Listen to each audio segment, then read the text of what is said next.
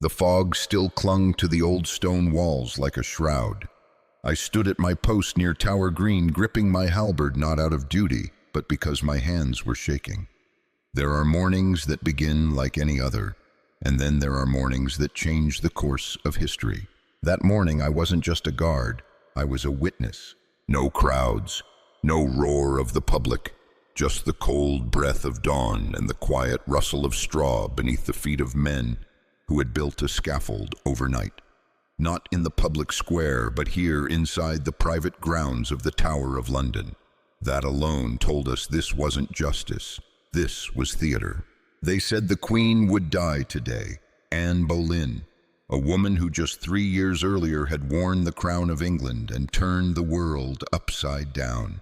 And now she was to be executed, not with an axe like a traitor, but with a foreign sword brought from Calais and wielded by a man no one had seen before. The kind of death reserved for nobility or for someone they wanted gone quickly and cleanly. I had seen her before, more times than I could count. I brought her food. I stood outside her cell as she prayed, as she wept, as she pretended she still had some measure of dignity left. And somehow she did. Even on that final morning she emerged from the Queen's house, dressed not in despair, but in defiance. A deep gray cloak lined with fur, a crimson gown chosen not for ceremony but to hide the blood. They say history is written by the victors, but there are always those of us who see what happens in the shadows, those of us who remember the moments no one records. I was just a guard. I didn't write laws or pass judgment, but I stood 10 feet from her when she knelt. I heard her last words. I saw the blade flash once, only once, and I can still hear the silence that followed. This is not the story of a queen. It's the story of a woman who challenged a king, defied a church, and paid the price. I don't tell it to absolve her. I don't tell it to accuse him. I tell it because no one else will. Some mornings don't end with sunlight. They end with blood, and they echo for centuries. Would you like me to continue with part 2 in this same tone? She wasn't beautiful, not by the court standards. Her skin was darker than the English liked, her eyes sharp and knowing, her face too clever to be decorative. But when Anne Boleyn walked into a room, people stopped talking. I first saw her long before she was queen. Back then she was just another court lady, one of many whispering behind fans, watching the king from across the hall. But Anne didn't flirt. She didn't giggle. She played the game differently. Henry VIII was already married when he noticed her. Catherine of Aragon, his Spanish queen, had stood by him for over 2 decades. She'd given him a daughter, Mary, but no son. And for Henry, that wasn't just a disappointment, it was a threat to the future of the Tudor line. He needed a male heir. He thought Anne could give him one. But Anne didn't fall at his feet. She didn't settle for the role of mistress like her sister Mary had. She said no, or something close to it. If the king wanted her, he'd have to marry her. That wasn't how things worked in England. You didn't tell a king what to do, especially not a woman from a family of ambitious climbers with more nerve than titles. But Anne said it anyway, and somehow she made him believe her. That's when everything began to unravel. For the next 7 years, the King of England chased her, and in that chase he tore his kingdom apart. When the Pope refused to annul his marriage to Catherine, Henry didn't back down, he broke away. He built his own church, named himself its head, and rewrote centuries of law just to get what he wanted. Anne was at the center of all of it. She became more than a mistress, more than a queen in waiting.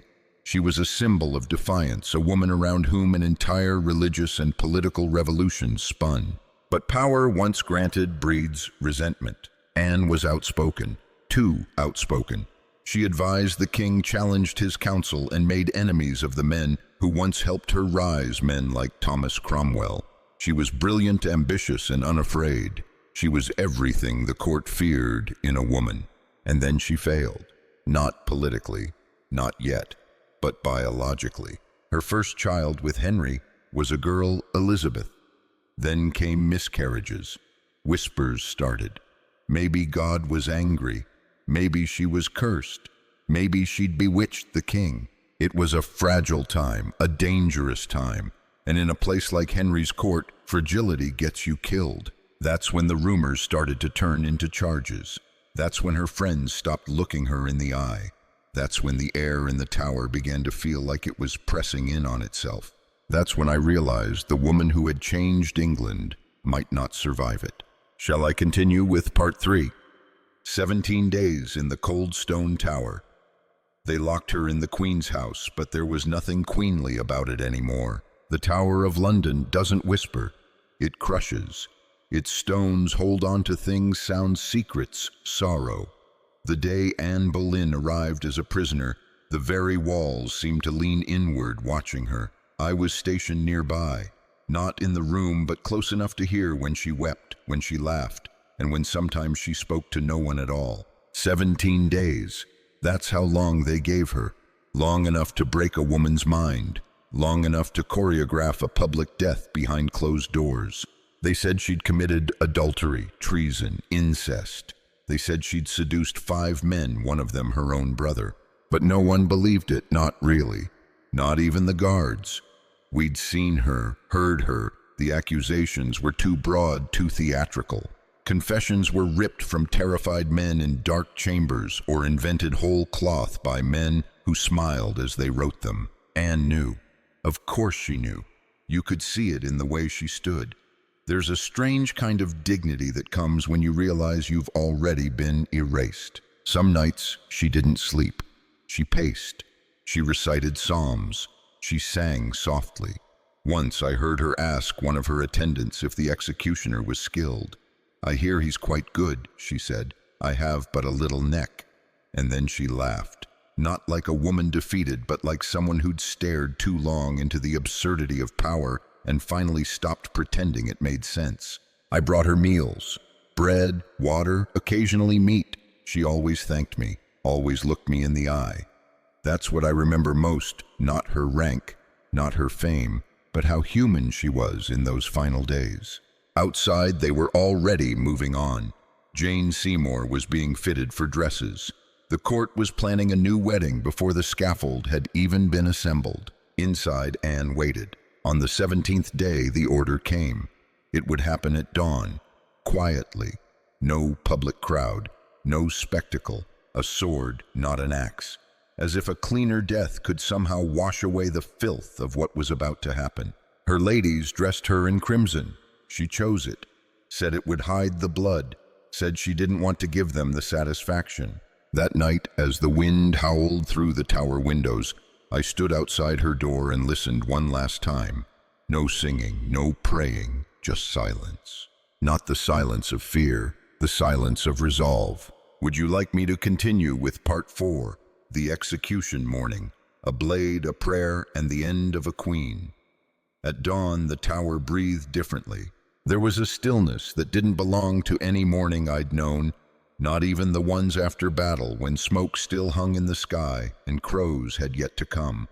This was something colder, something rehearsed. They built the scaffold under cover of night. Not the usual place, not on Tower Hill, where traitors met the axe beneath cheering crowds. This was Tower Green, private, controlled. The king wanted no mob, no tears, just an ending. I was ordered to line the path between the Queen's house and the platform. I stood there, halberd in hand, eyes forward, but every inch of me was listening. Then I heard footsteps on stone. She emerged like a vision conjured from smoke and steel. Anne Boleyn, once the most powerful woman in England, walked to her death as if it were an appointment she intended to keep. No trembling, no protest. A prayer book clutched in her hands. Her dark cloak fell behind her like a shadow she no longer needed. She didn't look at us, not the guards, not the noblemen summoned to witness her fall, but I could see it in her face, clarity. She had already left this world in her mind. The foreign executioner from Calais waited, his blade hidden in the straw, his face unreadable. The crowd was small. Charles Brandon, Duke of Suffolk, stood stone-faced. Thomas Cromwell, the man who had orchestrated every step of this, watched from the edge of the green, his hands folded like a man at mass. Anne mounted the scaffold, slowly, deliberately. She turned to face us. "Good Christian people," she began, "I am come hither to die according to law." Her voice was calm. No trace of bitterness, no accusation. She spoke kindly of the king, asked for prayers.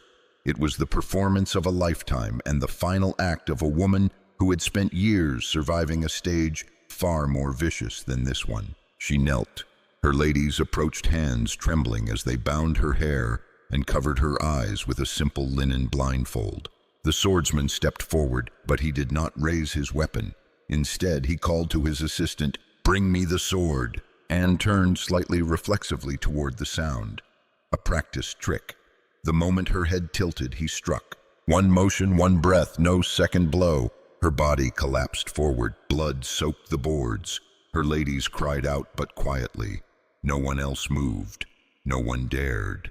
I don't remember breathing. I remember only the sound of that blade, clean, soft, almost delicate, and then the silence that followed. It wasn't the silence of peace. It was the silence of a world rearranged. We'd killed a queen, not because she was guilty, but because she was inconvenient. The sword was wiped clean, the straw swept, her body placed hastily into an arrow chest meant for storing weapons. No casket, no royal funeral. And just like that, Anne Boleyn, mother to a child, declared illegitimate wife to a king already planning his next wedding, was gone. But she didn't vanish. Some deaths echo longer than lives. Shall I continue with Part 5, Legacy in Blood, the Ghosts Left Behind? We buried her that same morning. No procession, no prayers, no requiem, just a small group of us guards, gravediggers, a priest who didn't say much, and the arrow chest that held what was left of a queen. We carried it across the stone yard past the watching windows to the chapel of St. Peter at Vincula. There was no inscription, no seal, just earth.